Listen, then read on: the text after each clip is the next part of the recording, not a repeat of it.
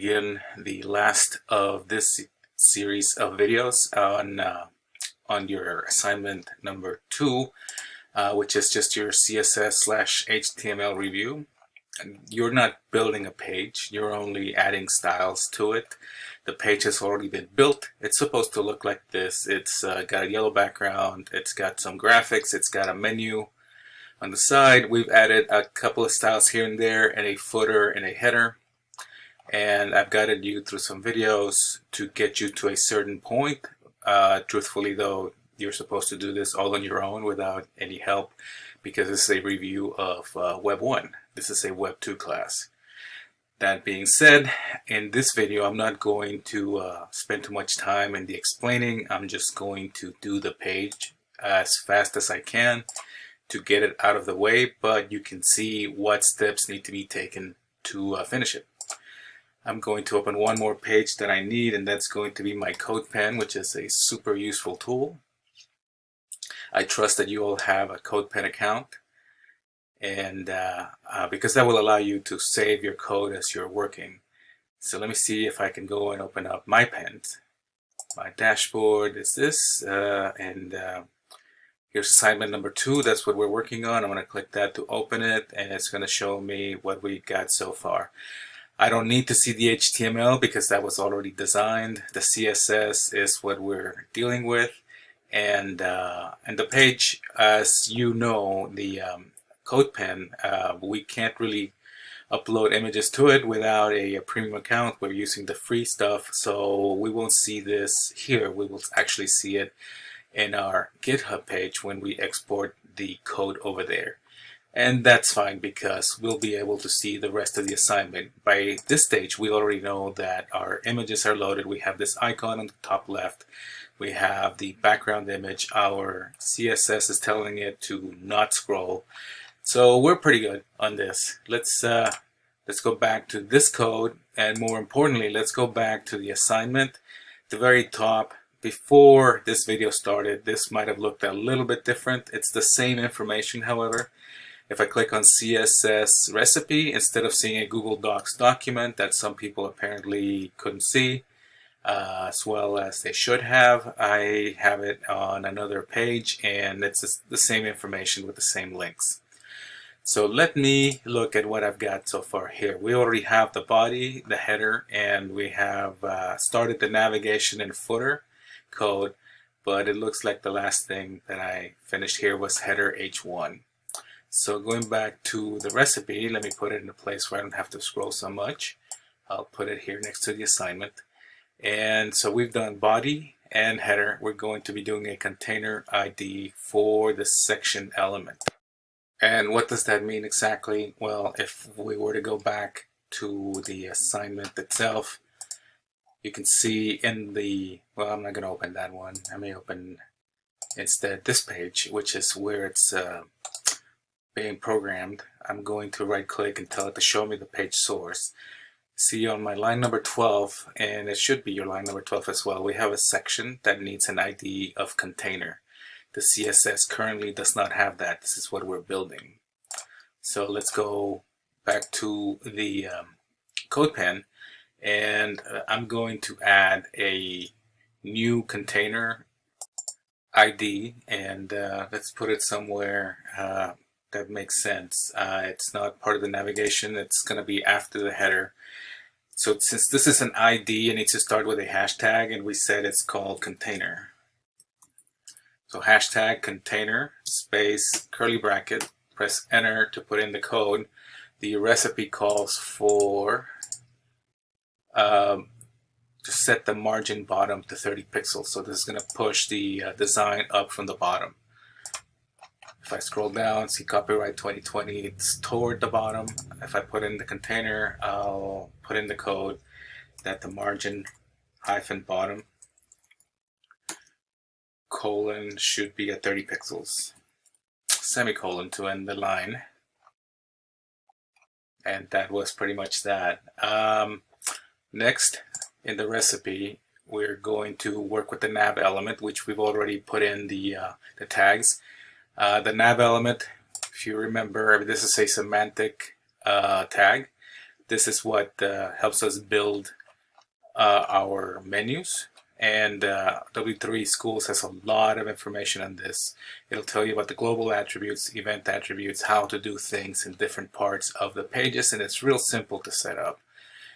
Basically, navs are going to be just bullet lists with information that will turn into buttons and navigation elements.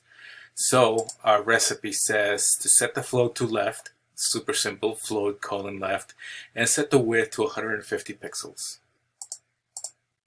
Back here, we're talking about the nav in the CSS. So I said we're going to float : 50 pixels, I believe. No, it's floating left actually. Semicolon. And the next line, our width is going to be 150 pixels. As you begin to code more and more CSS and HTML, hopefully as you're typing along, you can sort of imagine, picture what's going to happen, what's happening in the navigation. It's saying it's floating to the left, it's going to be pushed to the left side of the page, and the width it's going to be limited to 150 pixels. So 50 pixels from the left all the way to 150 pixels to the right is going to be occupied by the navigation. So we've cut out a piece of the elements there. If we wanted to make it a little bit thinner, we just use a smaller number. 120 pixels, for example, will give us less space. 200 will give us a lot more.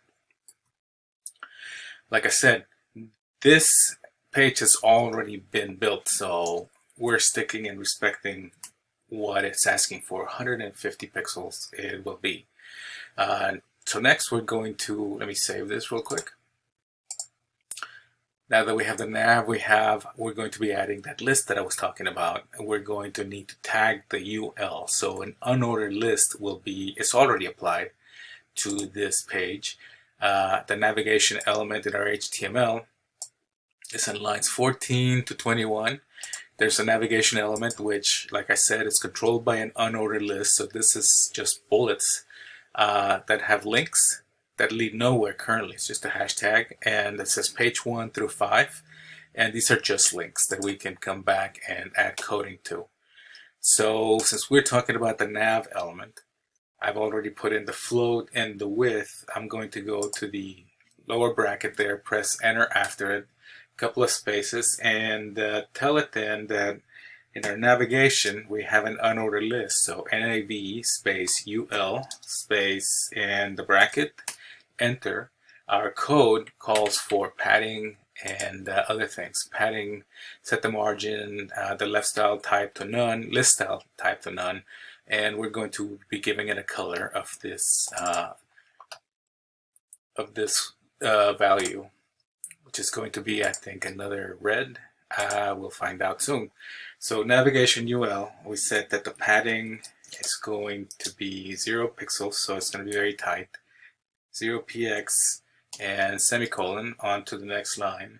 Our margin is also going to be very tight. It's going to be at 0 pixels. Semicolon. And we were talking about the list style being changed. List hyphen style hyphen type colon. It's going to be none. So a bullet list will automatically carry bullets, and we're saying we don't want any bullets. We don't want anything to be styled along with what's happening in the list. And there's different elements that you could bring in. You can make your own bullets. You could put squares. You could put in little graphics, happy faces. That would be up to you. Okay, so that being said, move on to the next one. We have done the unordered list. Now each one of the elements, each one of the list items, remember every time you see that there's a link in this list, you can click on it and get more information from W3 Schools. This will tell you all about the LI tag, but I'm not going to spend too much time, like I said, because this is all Web 1 material. So we're going to do similar things to the list item. First we need to declare it. So just like we did the nav UL, the second element is going to be a nav li and brackets, and our code calls for setting the margin, the border style, the border color, background color. That means that what I've got written on my notes, that the margin colon is going to be at 10 pixels at the semicolon. See how the margin changed? We're going to also add the border, I think at 1 pixel, at the semicolon there, and we're going to change the border style, because otherwise there would be no border. You have to see it, you have to declare a solid style. Border hyphen style colon solid. And that adds some boxes, and we're going to change the color of the border from black border color to that color that we set here. Let's copy that. You can also type it, paste it, semicolon, and we're going to add a background color so that this is an actual button looking thing. Background color colon, and it's going to be FFE597. Doesn't make a difference if you use uppercase or lowercase letters when you're dealing with hexadecimal numbers. In the end, they're numbers, but we use letters to represent them. The buttons here, although they look like skeleton buttons, they are in, so that's good. Let's see what's next. After the list elements, we're going to modify the A tag. The A tag is your links, the ones that are going to be actually doing the hyperlink navigation. So right now, if you hover on top of page 1, you'll notice that that's a link. It gives us an address. It's going nowhere. It's just going to do a hashtag.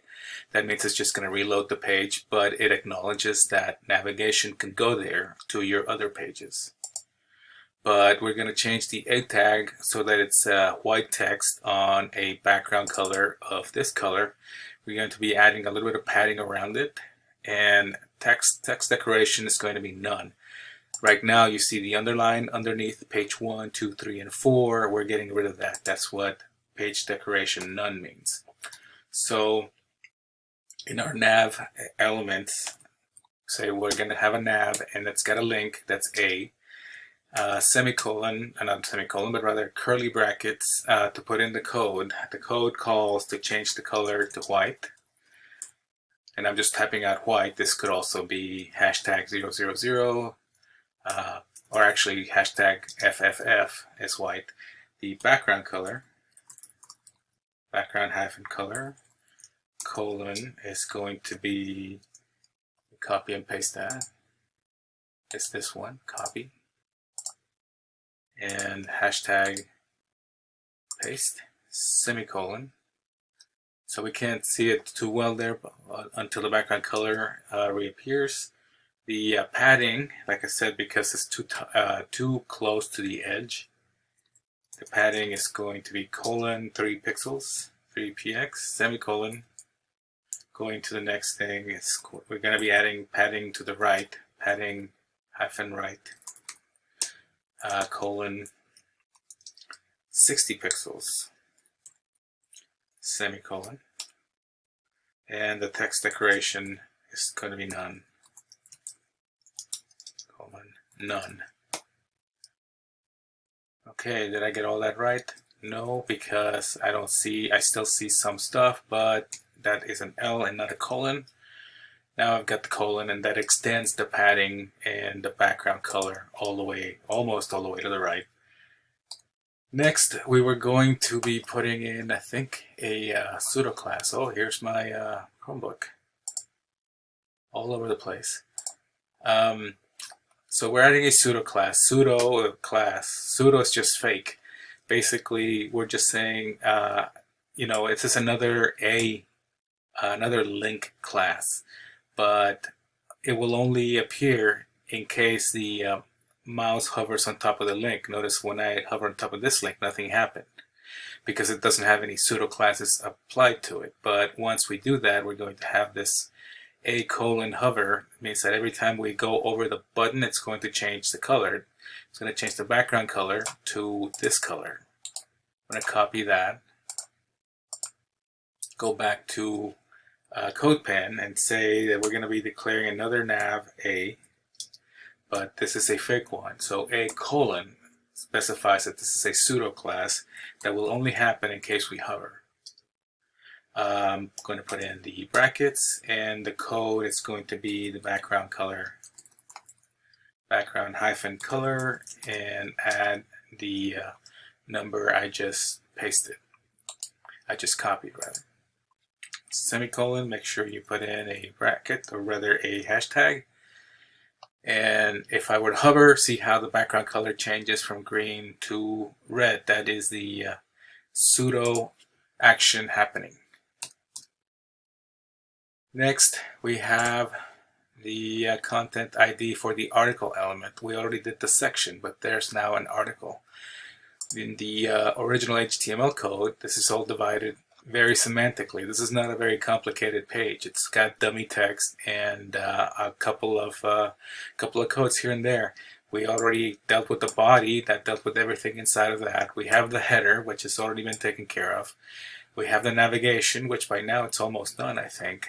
But we did separate it into articles and sections. So section is going to be a much larger area. We've already said that this section is called container, and in our page that's everything around it, but this little article is a little bit more precise, a little bit more contained inside the container. So we're going to be adding a background image that we can't see just yet, but we'll see when we get to the code to the other page, at which point I will probably take a little bit of a break. But let's see, background image, border, margin left. Okay, let me not spend too much time on this. I said that I need to put in the article. So now I have the nav A, and I'm going to add an article. ARTICLE colon, no colon, curly brackets, and we're going to add that background image, colon, and we said that it's called background image trans bg.gif. So this GIF image is a transparency. Well, it's a fake transparency, but that's okay. So I copied and pasted that. We're going to be adding a border that is 1 pixel, and it's solid, so we can see it, and it's going to have a color. It's a grayish color. It's a whole bunch of C's. You can put in 6 C's as requested, or just 3, because CSS and HTML will figure it out. It's a shortcut for 6 C's. Each C basically counts for 2. Margin hyphen left colon, it's going to be 180 pixels, and let me put in the padding, colon 10 pixels. Margin should be fully spelled margin, not just marge, and that pushed that column all the way to the right. So now we have a container that has everything in it, but our articles have shifted to the right. So that's pretty cool. And we have our menu on the side over here. We can't see the images, and that's fine. I'm going to click on anywhere in the CSS, press Control A, and copy this. Right click, copy. I'm going to visit my long forgotten GitHub over here and put in the repository that has my week 2. Find the CSS, styles.css, and edit this. There's a little pencil on the side. And we already have the code that we started out with. We don't need this code, as it were. I'm going to press Control A to select everything. Press backspace so it's all gone. And then I can right click and paste, or simply just press Control V. Actually, I should press Control V because it's not letting me do that. So I've added the code. I know in CodePen it works, so hopefully it's committing these changes. won't take too long. I hope that people are taking the morning off and will give me a break. So I'll wait for a few seconds more. I'll come back to the video shortly. So okay, it's been about a minute. Let me reload this. Nothing yet. Maybe the page source and the CSS specifically. So it's still not here. Oh, there it is. So hopefully you won't have to wait that long. If I reload, I see then that the buttons are on the left on their own. We have the rest of the code working okay. So let's get back to CodePen. And we finished the article. The next thing that we're going to do is the footer element. So at the very bottom, we're going to clear to both. So that what that means is that we don't want everything crowded at the bottom. So that on both sides there will be a clear transition. I've already have the footer set up there. So inside of the brackets for the footer, we're going to clear, which is just that word, clear colon, and it's going to be for both, semicolon. We're going to text align to the center, semicolon. That way when we go down here, there's everything is clear and the copyright is actually right in the middle. So after that, we're at the very bottom of the page, but we're going to keep on adding things to it. We're going to be concerned with this li tag, because I did notice that, see this, there's a little bullet here. So this is a list item, and we're going to change it so that it acts differently. So our footer list, footer li for list item, open bracket. The recipe says set the display to inline and set the padding to 10 pixels. So if we do an inline, rather than having the bullet list go from top to bottom, it'll go from left to right inline. So the display colon is inline, semicolon, and the padding is going to be 10 pixels. I hope that by now maybe you're catching on that this recipe is already done and that we're just typing literally what the recipe says. Just have to be a little bit familiar with what these elements are called. Notice how by now there's less links here because I've already talked about most of these getting to this point. So let me scroll back to where I was before I get lost again. So we have the li tag for the footer, and we just changed that, right? And we have that padding to 10 pixels. We have a global h1 element. Global is very important. So here we were talking about things that only affect certain things. So like this list item only affects the list item in the footer. Global elements, on the other hand, they will affect everything on the page, so that every h1 will have this color. Copy and paste that color, but what I'm going to do is I'm going to copy the rest of this so I don't have to go back and forth, and put it at the end of the CSS. So basically I just copied the recipe text on top of that, and I'm going to translate it as I go along so I don't have to switch back and forth because that's giving me a headache. So I said that I have a global h1 element, and like I said, that's the lone element. So it's h1 that's going to be declared in brackets, and the brackets say to set the color to that number. So that means that the color colon is hashtag that number. That needs to be put in here. That changes the color of h1 right away. Next we have an h2 element, the smaller header. So let's do h2 and brackets. And we're saying that we're going to set the border left to 20 pixels.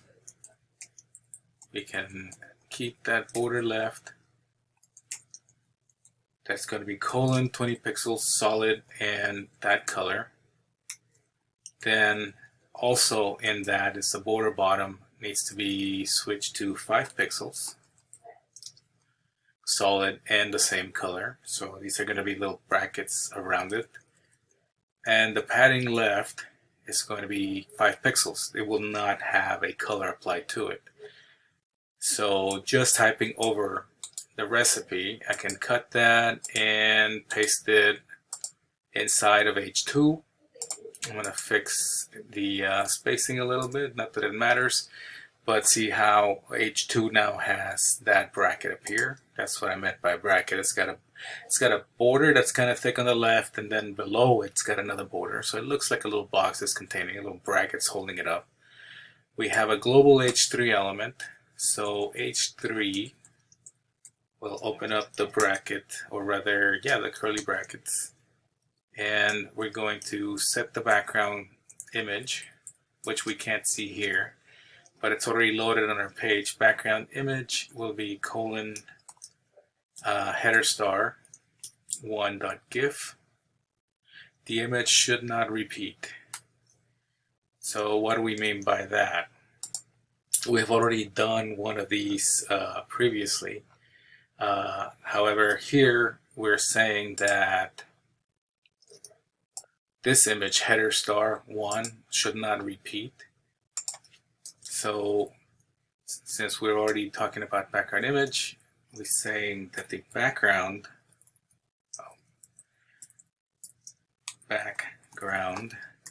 hyphen repeat colon should be none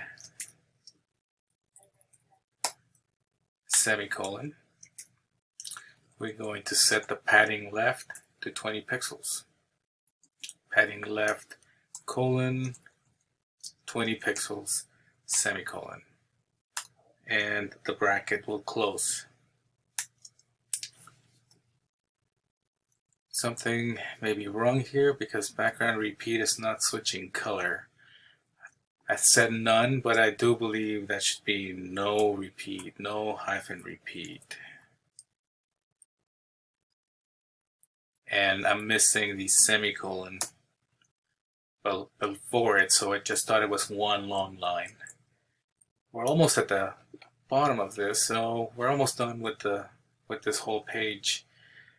Next, we're going to add the block quote element, which is just on its own block quote, and I think there's only one block quote in this whole page. So the block quote brackets, we're going to be switching the background color. I'm going to cut that, put it up here, so I have block quote background color will be that one, which is a much lighter color. Colon hashtag FF, which is white, E597. So it's got a little bit, it's got a lot of white. So let's see what else. Block quote, and now we have the UL element. This will be every UL element. So we've already worked with some UL elements.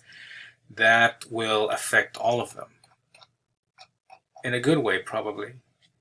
So we're saying that UL, open up the brackets. We're going to change the list style type to square. We have set in the last instance that we wanted our list style type to be none, but now this one everywhere will be applied as a square.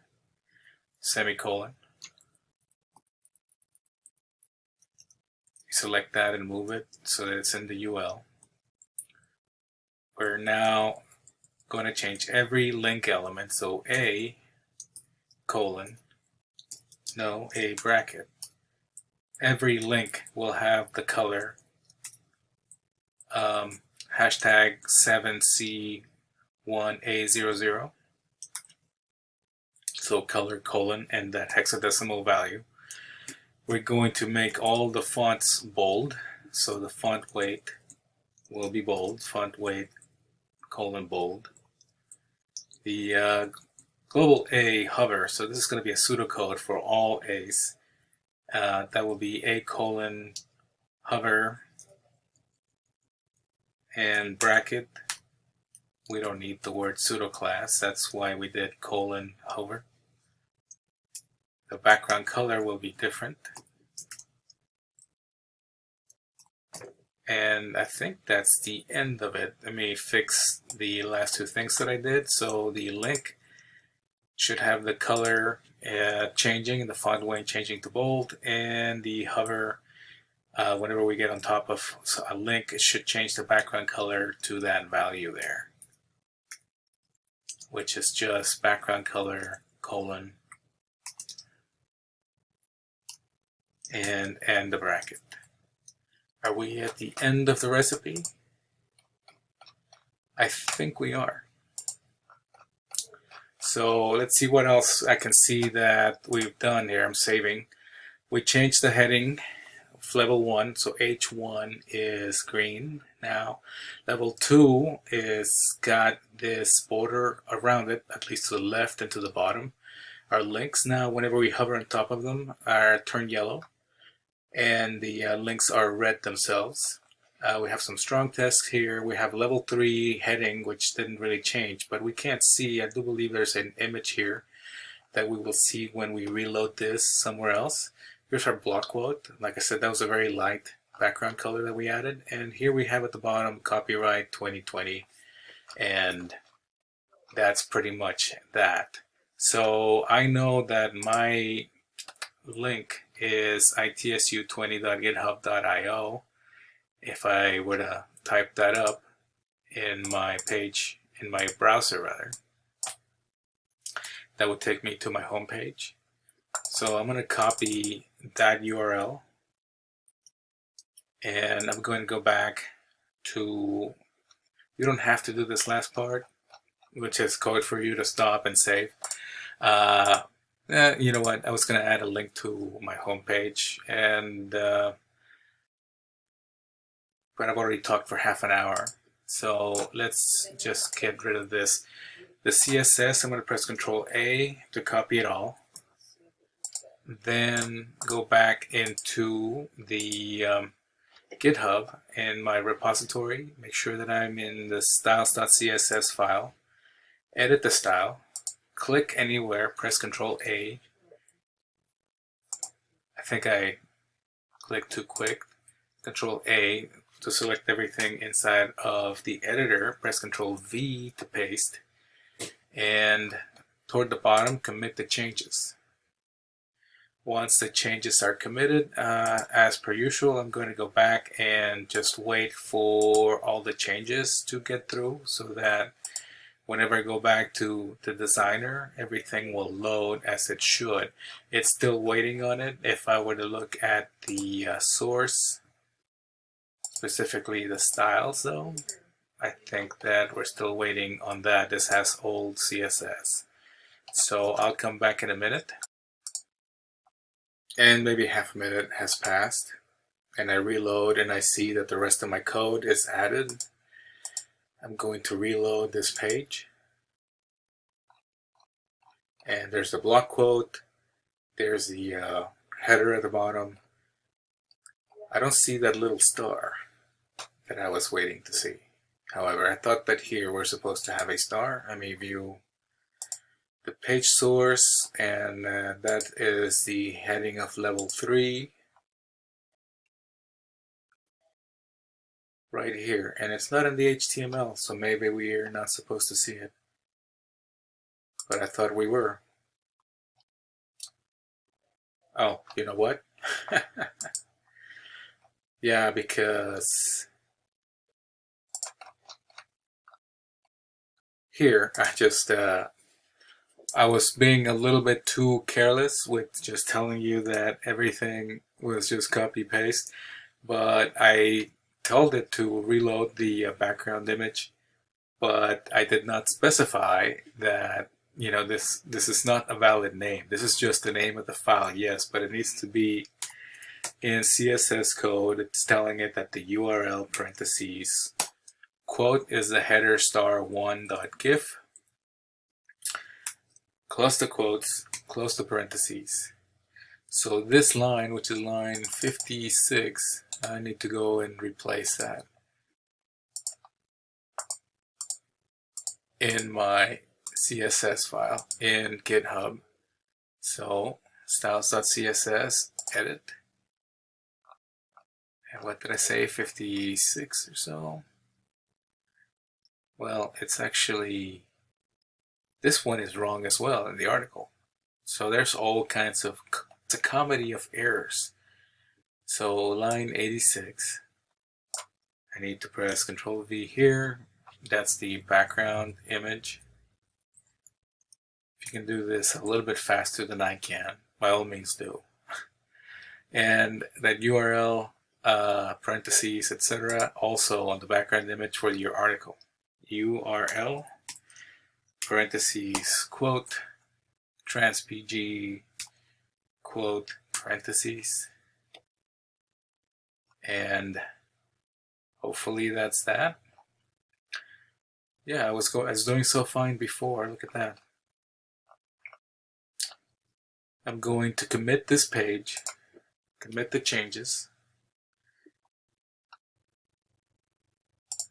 I'm going to refill my coffee, and I'll be right back to reload this page and see what it looks like. Well, the coffee was cold, but enough time has passed maybe. Let me reload this. Not yet. And something that may be going on is that it's just looked at this page for so long that I'm going to copy that URL again. I'm going to open up a new tab and go there so that it reloads the page. The little Chromebook doesn't have that much memory, so yes, there's the little star, and I can see it wherever there's darker images behind it. And I'm scrolling down and I see that the rest of the page is there. Got my CSS designer header, I've got the people on the side, my buttons work. The links are red, and we have those square bullets instead of round bullets that we asked for. We have the block quote, and we have our cleared navigation unit at the bottom. So sorry about this one last video. It was a mess going through it really quick, but I wanted to make sure that you get at least some exposure to it, since there was a call for that.